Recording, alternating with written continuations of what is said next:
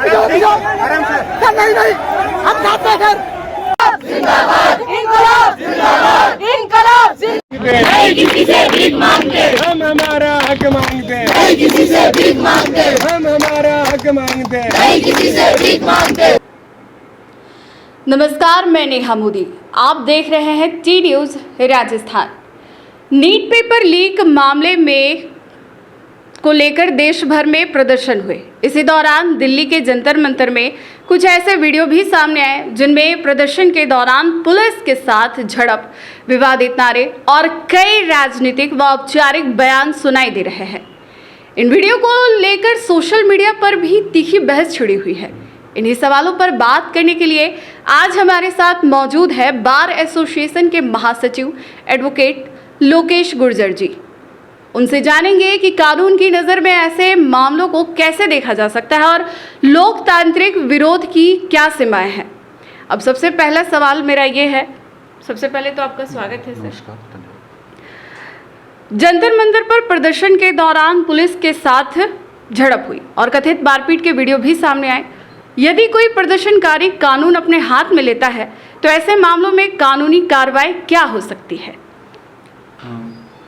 जैसा कि जो वीडियो फुटेज हमने भी देखी है, सोशल मीडिया पे चल रही थी, न्यूज़ कवरेज वालों ने जो मीडिया रिपोर्टर ने कवरेज की है, उसमें देखा जाए कि जो आप किसी भी सरकारी सेवक के ऊपर यदि कोई पथराव करते हैं जो कि अपने लॉ एंड ऑर्डर की ड्यूटी कर रहे हैं और इस दौरान उनके ऊपर हमले होते हैं तो उनमें राज्य कार्य के बाधा जैसे मुकदमे उन पर दर्ज हो सकते हैं और जो भी जिस स्टेट का जो लोकल लॉज है उसके तहत भी उनके खिलाफ कार्रवाई की जा सकती है। लेकिन सर, इसमें वीडियो में ये भी दिखाया जा रहा है कि कुछ जो पुलिसकर्मी जो औरतों पे भी, लड़कियों पे भी, उन पे भी मारपीट कर रहे हैं, उनके साथ भी मारपीट कर रहे हैं। नहीं, अगर लोकतंत्र के अंदर एक प्रोटेस्ट की एक मर्यादा होती है कि आपको एक लेवल तक, एक हद तक आपको सीमा में रहकर प्रोटेस्ट करना पड़ेगा, पर जब भीड़ होती है तो भीड़ का कोई रंग रूप नहीं होता है ना। और उस भीड़ के अंदर क्योंकि उस समय स्थिति ऐसी बन जाती है कि पुलिस वालों को छाटना मुश्किल होता है। क्या इंटेंशनली कभी कोई महिला के ऊपर कोई लाठीचार्ज नहीं करता है। हो सकता है कोई महिला पुलिसकर्मी हो तो अगर एक्शन का रिएक्शन होता है, अगर वो महिला पुलिसकर्मी के ऊपर अगर कोई महिला जो प्रोटेस्ट है वो अगर कोई पेपर स्प्रे मार रही है या कुछ ऐसा कुछ कर रहा है तो फिर एक्शन का रिएक्शन होगा। और लॉ एंड ऑर्डर मेंटेन करने के लिए एक हद तक वो पुलिस अपना बल प्रयोग कर सकती है।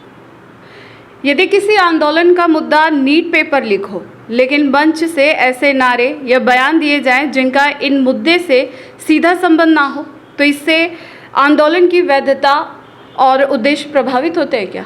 100% आंदोलन की वैधता और उद्देश्य प्रभावित होते हैं, क्योंकि जो सीजेपी है जो नीट पेपर को लेकर आंदोलन किया था, उस मंच के ऊपर से भारत तेरे टुकड़े होंगे या सीता का पति का नाम लेकर नीता के पति का काम कर रहे हैं, मतलब एक जस्ट आप सनातन से प्रेमानंद जी महाराज को आपने जोड़ दिया वहाँ से। जो आज प्रेमानंद जी महाराज भारत के लाखों युवाओं के प्रेरणा स्रोत रहे, उन्होंने कईयों का जीवन बदला है। आप इस तरह संत ने कब नीट परीक्षा का जो पेपर के बारे में कभी उनका कोई स्टेटमेंट आया हो? ऐसा कोई स्टेटमेंट नहीं था।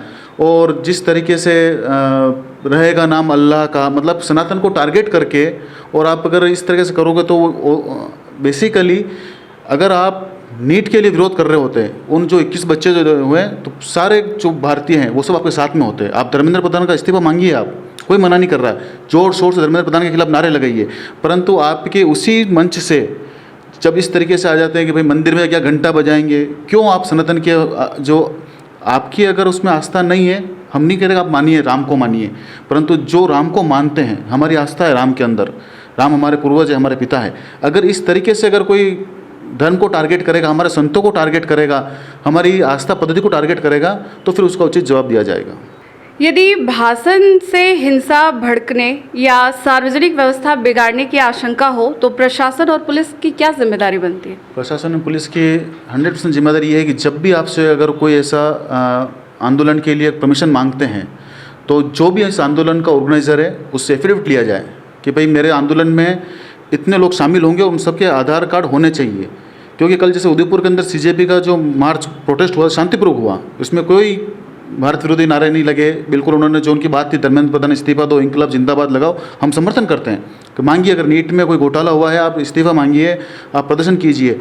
परंतु इस प्रदर्शन के दौरान जो आयोजक होते हैं, संचालक होते हैं, उनकी जिम्मेदारी होती है कि आपके इस प्रदर्शन के दौरान सारी जो भी आंदोलनकारी आ रहे हैं उनकी कम से कम आपको वैलिड आईडी तो पता हो, कौन है, क्या वो स्टूडेंट है या नहीं है। क्या ऐसा तो नहीं कि इस आंदोलन के अंदर कोई बीच में से उपद्रवी घुस गए हों जो मात्र आपके आंदोलन को भड़का दें, अलग से अलग दिशा दे दें। तो इस तरीके से प्रशासन की पूरी जिम्मेदारी ये बनती है कि जब भी कोई आयोजक या आलोचक जो भी संचालन कर रहे हैं जैसे मूवमेंट का, तो इनसे इनका पूरा बायोडाटा या पूरी इनकी जानकारी रखें और इनको परमिशन कंडीशन के साथ दी जाए, क्योंकि ऐसा ना हो कि आपके एक गलत भाषण से कोई पथराव हो जाए, किसी राहगीर को नुकसान हो जाए, किसी की दुकान का कांच फूट जाए, किसी ऑटो वालों का कांच फूट जाए, तो ये सारी जिम्मेदारी प्रशासन की रहती है।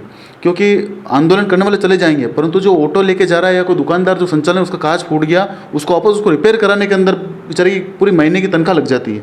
इस कारण मेरा ये प्रशासन से फिर निवेदन है कि जब भी इस प्रोटेस्ट को ऐसे जिम्मेदारी दें तो कम से कम आयोजकों के आधार कार्ड, उनके टेलीफोनिक नंबर, कॉन्टैक्ट नंबर सब ले लें, ताकि उनको इससे पता चल सके कि भाई ये आयोजक कहाँ के हैं और किस मुद्दे पर आंदोलन करेंगे। तो मतलब प्रोटेस्ट में इतना टाइम मिल जाता है कि सबकी आईडी वगैरह चेक करे?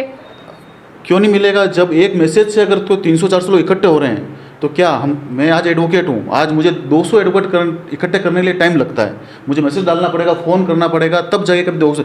इनके एक मैसेज से 300 लोग इकट्ठे हो गए, यानी कि प्लानिंग पहले से है।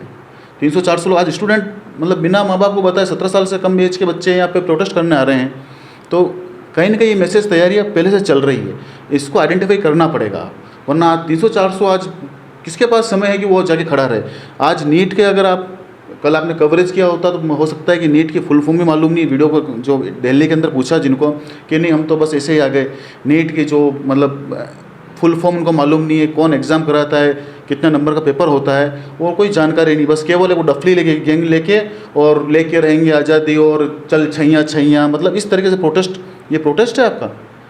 आप क्या मैसेज देना चाह रहे हैं? आप आंदोलन के नाम को बदनाम कर रहे हैं। आंदोलन होता है एक ध्वज के तले, जहाँ पे एक तिरंगा ध्वज होगा और जिसके अंदर वंदे मातरम लगाओ, आप इंकलाब जिंदाबाद, फिर आपके जिससे आपके विरोध है आपका, आप मांगो धर्मेंद्र प्रधान का इस्तीफा मांगो, धर्मेंद्र प्रधान मुर्दाबाद करो, कुछ भी करो आप, परंतु ये भारत तेरे टुकड़े होंगे, उमर खाली जिंदाबाद लेके रहेंगे, आज़ादी किस बात की आज़ादी? मतलब इसमें जो कुछ छात्र हैं उसको तो सिर्फ भड़काने के लिए ही, मतलब अपने भड़काने के लिए वहाँ पे, ताकि और उग्र हो प्रदर्शन। मैं उदयपुर की बात करूं तो उदयपुर के अंदर जो जितने छात्र नेता हैं, जो सुखड़ा यूनिवर्सिटी के छात्र नेता हैं, चाहे मयूरध्वज सिंह चौहान हो, रौनक राज सिंह सक्तावत हो, रौनक माथुर हो, मतलब जो भी भवानी शंकर बोल सब रहे हुए हैं, इन सब के आंदोलन देखिए आप, चाहे कांग्रेस पार्टी के हों, कांग्रेस पार्टी के युवा गौरव प्रताप जी हैं, बोल्ड आवाज़ है, इनके प्रोटेस्ट देखो आप, कभी कोई भारत विरोधी कुछ गतिविधि नहीं होती है।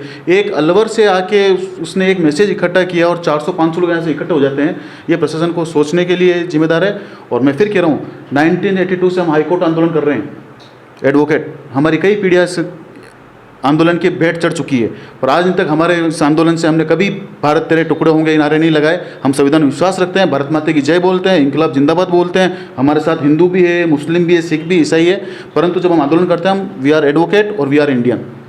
जैसा कि आपने बोला कि जो स्टूडेंट है उन सबका आईडी वगैरह चेक करना, तो वीडियो में ये भी देखा गया है कि जो पुलिस है उनके पास आईडी नहीं है और ना ही उनके नेम प्लेट है।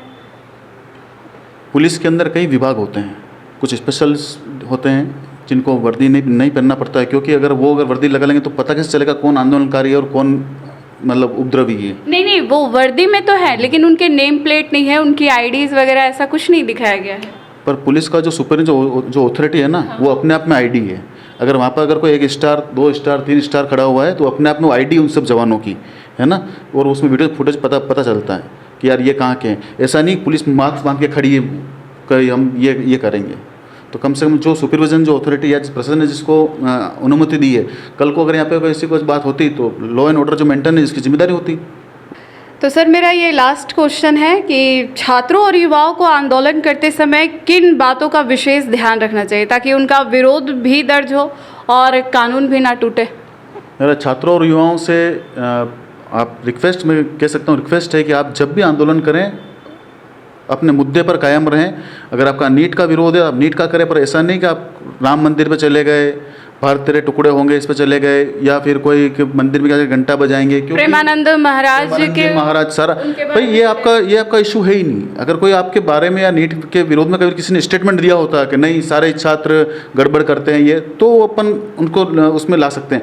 परंतु आपका फर्स्ट प्राथमिकता थी धर्मेंद्र प्रधान जी का इस्तीफा मांगना। आप जोर शोर से मांगिए, आप खुल के विरोध कीजिए, लोकतंत्र की सीमाओं में रहकर विरोध कीजिए। परंतु जिस जगह पे आप विरोध कर रहे हैं, प्रदर्शन कर रहे हैं, उस जगह के जो निवासी हैं उनकी शांति व्यवस्था, लॉ एंड ऑर्डर मेंटेन रहना चाहिए। तो ये थे उदयपुर के बार एसोसिएशन महासचिव एडवोकेट लोकेश गुर्जर जी, जिन्होंने इस पूरे मामले पर कानूनी और संवैधानिक पहलुओं को विस्तार से समझाया। आपकी इस विषय पर क्या राय है हमें कमेंट करके ज़रूर बताइएगा, और वीडियो पसंद आया हो तो लाइक करें, शेयर करें, और ऐसे ही निष्पक्ष खबरों और विश्लेषण के लिए जुड़े रहिए टी न्यूज़ राजस्थान के साथ। नमस्कार।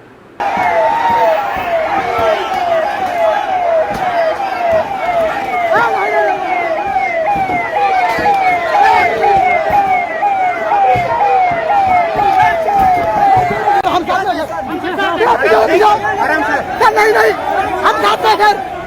जिंदाबाद इंकलाब, जिंदाबाद इंकलाब, नहीं किसी से भीख मांगते, हम हमारा हक मांगते हैं, नहीं किसी से भीख मांगते, हम हमारा हक मांगते हैं। नहीं किसी से भीख मांगते।